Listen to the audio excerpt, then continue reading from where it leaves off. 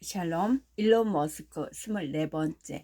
이사회에 2명의 사회 이사를 두는 내용이었다. 두고두고 골칫거리가 될 수밖에 없는 단서 조항도 있었다. 머스크는 법인 감사 단원의 허가를 받지 않고는 중요한 정보에 대해 공개적으로 언급하거나 트윗할 수 없다는 것이었다. 글라시아스와 테슬라의 CFO 디펙 아후자는 머스크가 이러한 조건을 받아들이고 그 논란을 그리고 어쩌면 몇 달간의 멘붕까지 잠재울 것을 강력히 촉구했다. 하지만 머스크는 불현듯 합의안을 거부함으로써 이들을 놀라게 했다. 9월 26일 밤 증권거래위원회는 머스크가 테슬라나 다른 상장 기업을 경영하는 것을 영원히 금지시키기 위한 소송을 제기했다. 다음날 테슬라의 프리모트 본사 사무실에 앉은 머스크는 생수 한 병을 움켜쥐고 CNBC가 나오는 대형 모니터를 응시했다. SEC 테슬라 창업자 겸 CEO 일론 머스크 사기 혐의로 제소라는 자막이 떠 있었다. 이어서 큰 차트가 화면을 채우며 테슬라 주가가 폭락했습니다. 라는 멘트가 흘러나왔다. 주가는 17%나 하락했다. 그날 하루 종일 머스크의 변호사인 안토니오 김벌 디펙과 함께 머스크에게 마음을 바꾸고 합의하라고 압박했다. 그는 마지못해 실용적인 노선을 취하는 데 동의하고 증권거래위원회의 합의안을 받아들였다. 주가는 다시 상승했다. 머스크는 자신이 잘못한 것이 없다고 믿었다. 다만 어쩔 수 없이 인정했을 뿐이었다. 그렇게 하지 않으면 테슬라가 파산으로 내몰릴 것이기에 거래를 할 수밖에 없었다고 그는 말한다. 그건 마치 아이의 머리에 총을 겨누고 선택을 강요하는 것과 같았지요. 증권거래위원회는 불법적으로 내게 양보할 것을 강요한 거예요. 그는 증권거래위원회 약어인 SEC의 다른 의미에 대해 농담을 던지며 그 가운데 이가 일론 소유를 뜻한다고 말했다. 그는 2003년 자신의 트윗으로 인해서 손해를 봤다고 주장하며 소송을 제기한 일단의 주주들과의 법정 싸움에서 승소하면서 부분적으로 정당성을 인증받았다. 배심원단은 만장일치로 그가 주주들의 손실에 대해 법적 책임이 없다고 평결했다. 당시 잘 나가던 변호사 알렉스 스피로는 배심원단에게 일론 머스크는 끔찍한 트윗 습관을 가진 충동적인 아이일 뿐이라고 주장했다. 이는 진실이라는 덕목까지 갖춘 효과적인 변호 전략이었다. 48장 후유증 2018년 뉴타임스와의 인터뷰. 뉴타임스의 비즈니스 담당 기자 데이비스 갤러스는 2018년 머스크에게 일어난 드라마 같은 일들을 취재하던 많은 기자 중 한 명이었다. 그는 머스크와 함께 일하던 어떤 사람에게 우리와 이야기하는 것이 그에게 유리합니다. 라고 말했다. 8월 16일 목요일 오후 늦은 시각 갤러스에게 한 통의 전화가 걸려왔다. 무엇을 알고 싶으세요? 머스크가 그에게 물었다. 그 트윗을 날릴 때 약을 한 상태였나요? 머스크는 아니요 라고 대답했다. 그는 의사에게 처방받은 수면제 암비엔을 필요할 때마다 복용할 뿐이라고 말했다. 이사회 멤버 중 일부는 머스크가 그 약을 남용하고 있다고 걱정했다. 갤레스는 머스크가 기진맥진한 상태임을 알 수 있었다. 그래서 힘든 질문으로 몰아세우는 대신 스스로 속내를 털어놓도록 유도하는 것이 낫겠다고 판단했다. 저기 컨디션은 좀 어떠세요? 그가 물었다. 괜찮으세요? 그렇게 시작된 대화는 1시간 동안 이어졌다. 사실 그다지 좋지 않아요. 머스크가 말했다. 진심으로 걱정하는 친구들이 여러 찾아왔지요. 그런 다음 그는 감정에 휩싸여 한참을 멈췄다. 3, 4일 동안 공장을 떠나지 않은 적도 있어요. 말 그대로 공장 밖으로 한 걸음도 나가지 않았던 거지요. 그가 다시 말했다. 정말 그렇게 아이들도 보지 못하는 대가를 치르면서 여기까지 온 겁니다. 머스크가 나중에 미성년 성착취 혐의로 유죄 판결을 받은 불명예스러운 금융과 앱스타인과 함께 일했다는 소문이 돈 적이 있었다. 갤러스가 이에 대해 언급하자 머스크는 부인했다. 실제로 머스크는 앱스타인과 아무런 인연도 연줄도 없었다. 다만 앱스타인이 아동 성매매를 도운 것으로 알려진 조력자 기술레인 맥스웰이 뉴욕 메트로폴리탄 박물관의 갈라 행사장에서 머스크의 뒤에 서서 기자들의 사진 촬영을 방해한 적이 한 번 있었을 뿐이었다. 갤레스는 상황이 나아지고 있는지 물었다. 머스크는 테슬라의 경우 개선되고 있다고 답했다. 하지만 개인적인 고통의 측면에서는 아직도 바닥을 치지 못한 느낌이에요. 그의 목이 메기 시작했다. 그는 병정을 되찾으려는 듯 잠시 말을 멈췄다. 갤레스는 이에 대해 나중에 이렇게 언급했다. 수년 동안 비즈니스 리더들이 무수히 많은 대화를 나눠봤지만 그런 식으로 자신의 취약함을 드러낸 인물은 한 명도 없었습니다. 일론 머스크, 테슬라 혼란기의 극심한 개인적 희생도로 갤레스는 뉴욕타임스 기사 제목을 이렇게 잡았다. 갤레스와 그의 동료들이 함께 쓴 그 기사에는 인터뷰 도중 머스크의 목이 맷 내용도 실렸다. 머스크는 웃음과 눈물을 번갈아 보였다. 그는 최근 일주일 동안 최대 120시간 일하고 있다고 말했다. 그리고 말라리아로 병상에 누웠던 2007년 이후 지금까지 일주일 이상 쉰 적이 없다고 한다. 다른 매체들의 이야기를 포착해 관련 보도를 쏟아냈다. 블룸버그 통신이 뽑은 헤드라인은 불안정한 NYT 인터뷰 테슬라 CEO의 건강에 대한 경보 유발이었다. 다음날 아침 테슬라 주가는 9% 급락했다. 대마초 한 모금이 가져온 결과 머스크의 위태로운 심리 상태에 대한 이야기가 퍼지자 머스크의 홍보 컨설턴트 줄리아나 글로버는 그에게 장시간의 인터뷰를 통해 이 문제를 정리할 것을 권했다. 글로버는 이 메일에 우리는 당신의 정신 상태에 대한 말도 안 되는 추측을 불식시켜야 합니다. 라고 썼다. 그녀는 책임감 있게 회사를 이끌고 유머 감각이 풍부하며 자기인식이 뚜렷한 진면목이 드러날 수 있도록 길게 이야기를 나누는 형식의 인터뷰를 몇 개 뽑아 볼 테니 그 중에서 고르라고 했다. 그러면서 경고를 덧붙이는 것도 잊지 않았다. 이런 경우에도 당신을 모욕한 그 영국인 탐험가의 성적 변환성에 대해 계속 고민하는 듯한 모습을 보여서는 안 됩니다.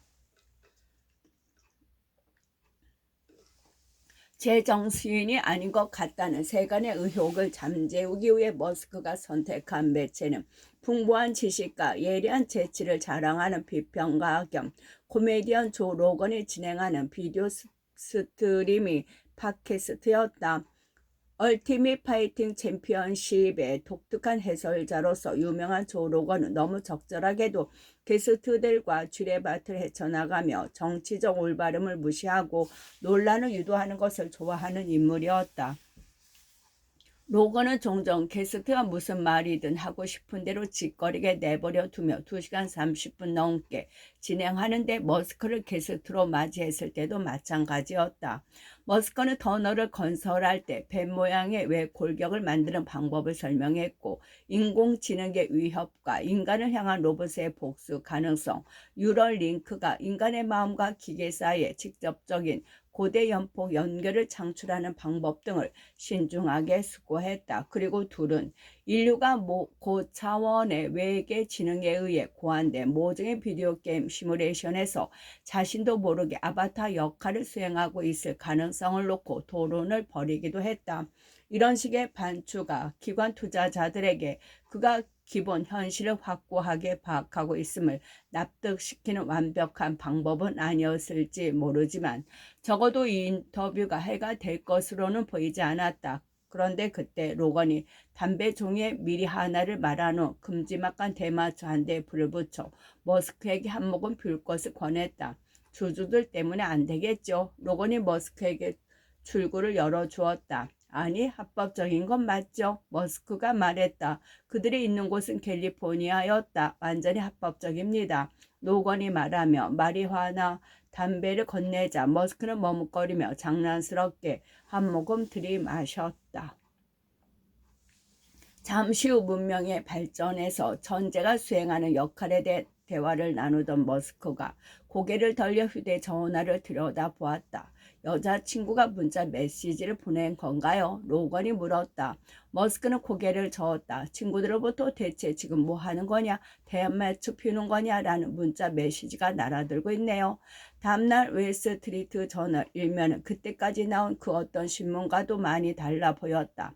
멀건 눈빛으로 삐뚤어진 미소를 지은 머스크가 왼손에 두툼한 대마초를 들고 머리 주변으로 연기 구름을 날리고 있는 매우 큰 사진이 실렸다.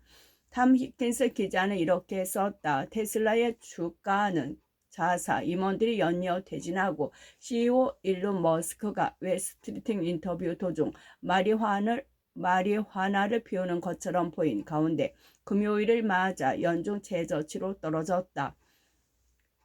머스크는 주법을 위반하지는 않았을지 모르지만 투자자들을 더욱 불안하게 만들었을 뿐만 아니라 연방 규정을 위반한 것으로 보였고 그 때문에 나사 조사를 받게 되었다. 스페이스X는 나사의 계획업체였고 그들은 법을 매우 신봉하는 사람들이었지요. 머스크는 말한다. 그래서 이후 몇 년 동안 무작위로 약물 검사를 받아야 했어요. 다행히도 나는 불법 약물을 정말로 좋아하지 않는 사람이에요. 바보 모두와 악마 모두. 머스크는 팟캐스트 출연차 조 로건의 스튜디오를 찾았을 때 진행자에게 줄 선물을 들고 왔다. 바로 보링 컴퍼니 로고로 박힌 플라스틱 화염 방사기였다. 두 사람은 함께 그 장난감을 가지고 놀며 짧은 프로판 불꽃을 신나게 쏴댔고 샘 텔러와 스튜디오 스태프들은 이를 피하며 웃었다. 화염 방사기는 머스크 자신에 대한 좋은 운유였다. 눈썹을 찌푸리게 만드는 발언을 쏟아내며 즐거워하는 인물 아니던가. 화염 방사기 아이디어는 회사가 모자를 상품화하여 50개를 매진시킨 후 나왔다. 다음은 뭐죠? 머스크가 물었다. 누군가 장난감 화형 방사기를 제안했다. 머스크는 오마이갓 해봅시다 라고 반응했다. 그는 영화 스타워즈를 패러디한 맥 블루스 영화 스페이스포를 무척 좋아했는데 거기서 요다처럼 생긴 캐릭터가 해당 영화의 상품을 선전하며 집에 화형 방사기를 가져가세요 라는 대사로 마무리하는 장면이 나온다. 머스크의 아이들은 이 대사를 재밌어 했다. 보링 컴퍼니를 운영하던 스티브 데이비스는 눈을 녹이고 잡초를 그슬릴 수 있지만 화형 방사기로 규제될 만큼 뜨겁지는 않은 비교적 안전한 시제품을 찾아냈다. 그들은 법에 저촉하지 않기 위해 농담조로 화형 방사기 아님이라는 문구를 넣어 마케팅을 시작했다. 이용 약관에는 다음과 같이 기록되어 있다. 집안에서 사용하지 않는다. 배우자를 겨누지 않는다. 안전하지 않는 방법으로 사용하지 않는다. 가장 좋은 용도는 크렘 브레지를 만드는 것이다. 이것으로 우리의 문구 생성 능력은 한계에 이르렀다. 이 제품의 가격은 $500였고 4일 만에 2만 개가 매진되어 총 $1,000만 매출을 기록했다. 머스크의 바보 모드는 악마 모드의 뒷면에 위치한다. 그는 가장 어두운 곳으로 침잠했을 때에도 종종 분노와 킬킬거리는 웃음 사이를 넘나든다. 그의 유머에는 여러 단계가 있다. 가장 낮은 단계는 똥 이모티콘이나 테슬라 차량의 프로그래밍된 방귀 소리, 기타 배설물 유머에 대한 그의 유치한 애정이다. 텔라스타의 콘솔에는 음성 명령을 내리면 차량 후미에 전기 충전 포트가 열린다. 또한 그는 신랄하며 풍자적인 유명 감각도 가지고 있다. 스페이스X 칸막이 벽에 붙인 포스터가 그것을 잘 보여준다. 그 포스터에는 별똥별이 반짝이는 검푸른 하늘을 배경으로 다음과 같은 문구가 적혀 있다. 떨어진 별을 보고 소원을 빌면 꿈이 이루어진다. 단 지구로 돌진해 모든 생명을 파괴하는 유성이 아닌 경우에만 그렇다. 그 경우 소원이 무엇이든 그저 죽음을 맞이할 뿐이다. 단 운석에 맞아 죽는 소원이라면 이룰 수 있다. 그의 유머 감각에 가장 깊이 뿌리 내린 가닥은 더글러스 애덤스의 은하수를 여행하는 하이커를 위한 안내서를 읽고 또 읽으면서 흡수한 형이상학적인 많이 아예 익살스런 기발합니다. 2018년 그 혼란의 와중에 그는 자신의 낡은 선홍색 테슬라 로드스터를 더 깊은 우주로 보내기로, 즉 4년 후 그것을 화성 근처로 데려갈 우주 궤도에 쏘아 올리기를 결심했다. 그는 펠컨 9호 부스토 3개를 묶어 새로 만든 27개의 엔진이 장착된 로켓인 펠건 헤비의 첫 번째 발사에서 그 일을 해냈다. 테슬라에서 생산한 로드스터의 글로브 박스에 은하수를 여행하는 히치하이커를 위한 안내서 한 권을 넣었고, 대시보드에는 이 소설에 나오는 당황하지 마세요라는 문구가 적힌 표지판을 붙였다. 킴벌과의 갈등.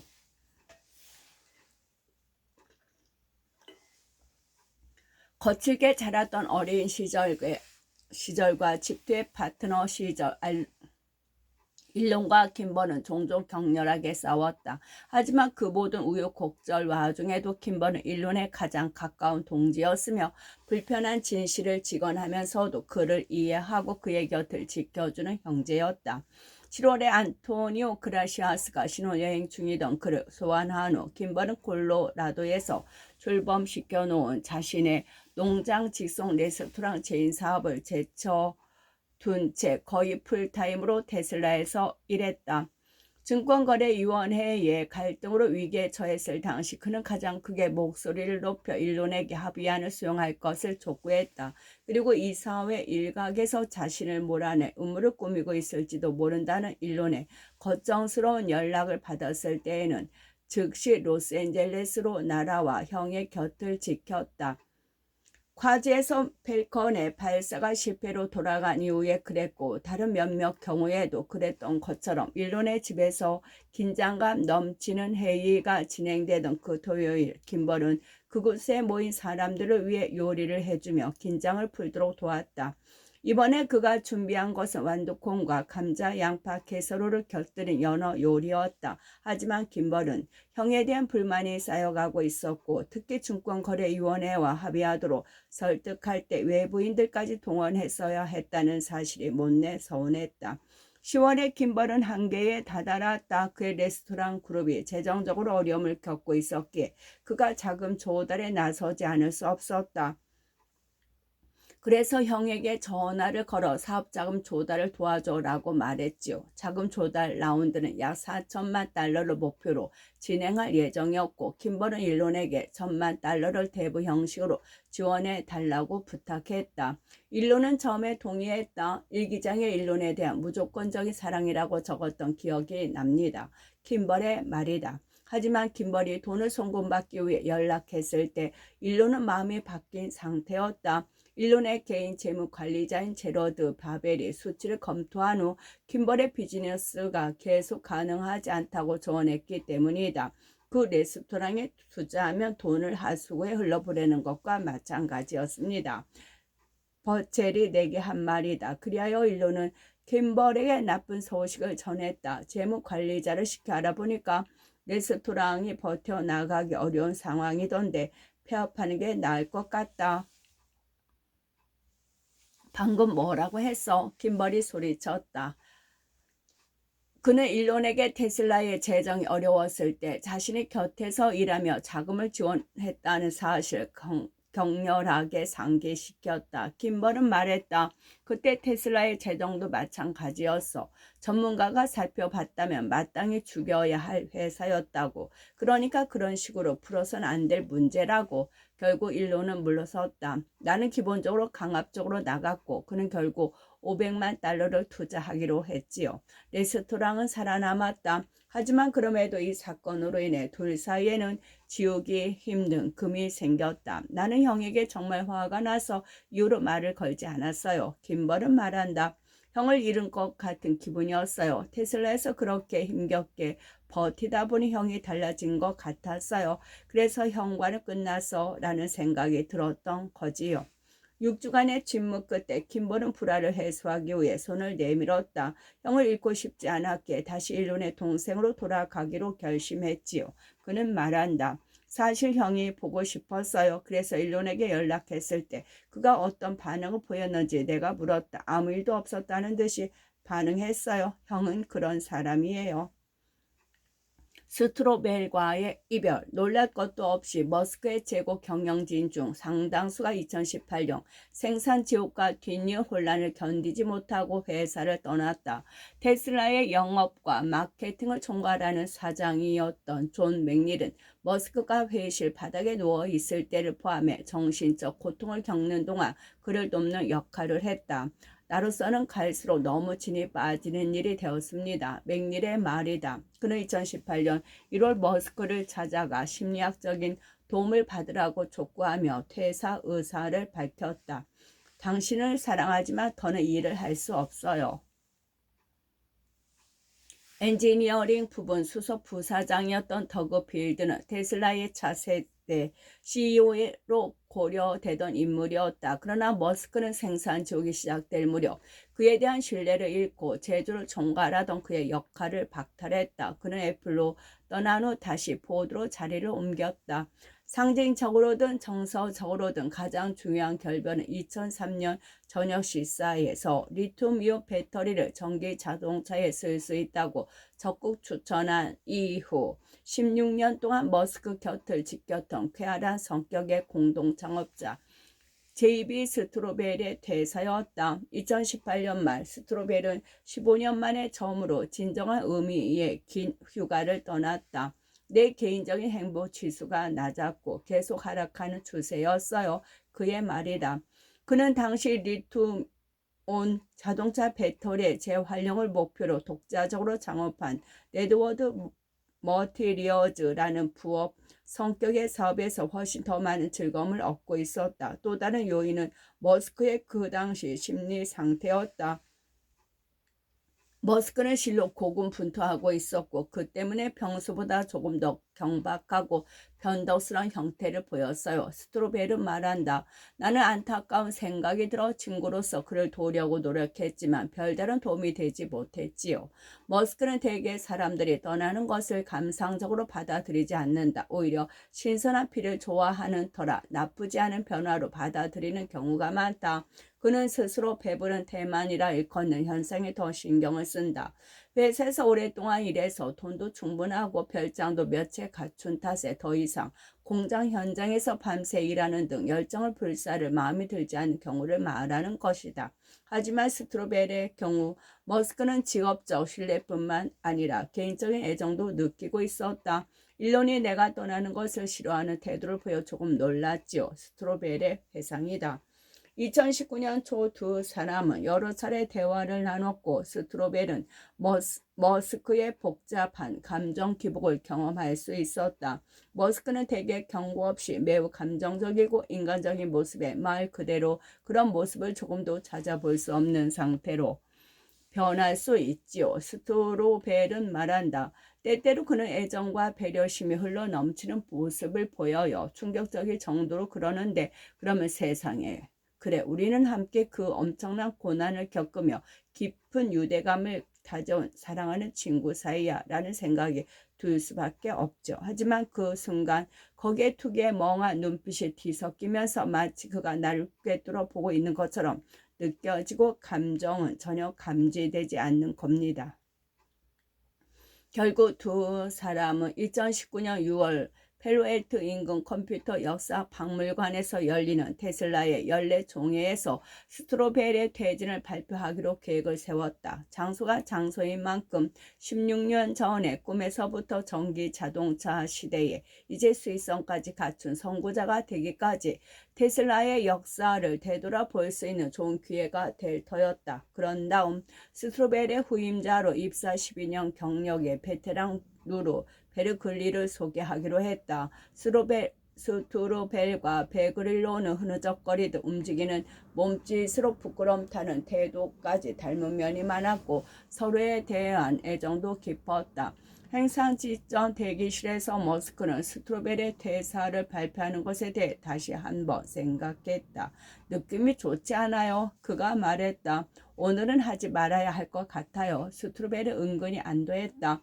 그 역시 막상 떠날 순간이 다가오자 감당하기 벅찬 감정이 밀려왔던 것이다.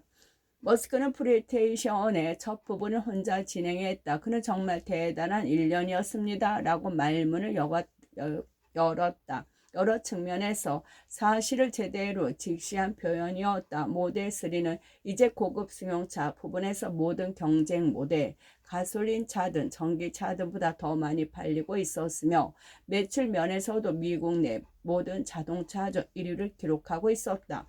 10년 전만 해도 아무도 이런 일이 일어날 수 있을 것으로 믿지 않았습니다. 그가 말했다. 이어서 그의 아찔한 유머가 잠시 무대를 채웠다.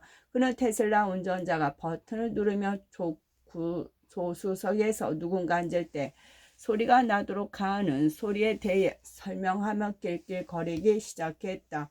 아마도 제 최고의 작품일 겁니다. 또한 그는 언제나 그랬듯이 자율주행 테슬라가 곧 출시될 것이라고 약속했다. 올해 말까지 자율주행 기능이 완성될 것으로 예상합니다. 라고 말하며 그동안 약속한 출시 예정 연도들의 2019년을 추가했다. 집 차고에서 직장의 주차 공간까지 아무런 개입 없이 이동할 수 있을 겁니다. 한 청중이 마이크를 잡고 자율주행에 대한 머스크의 이전 약속이 실현되지 않았다며 이의를 제기했다.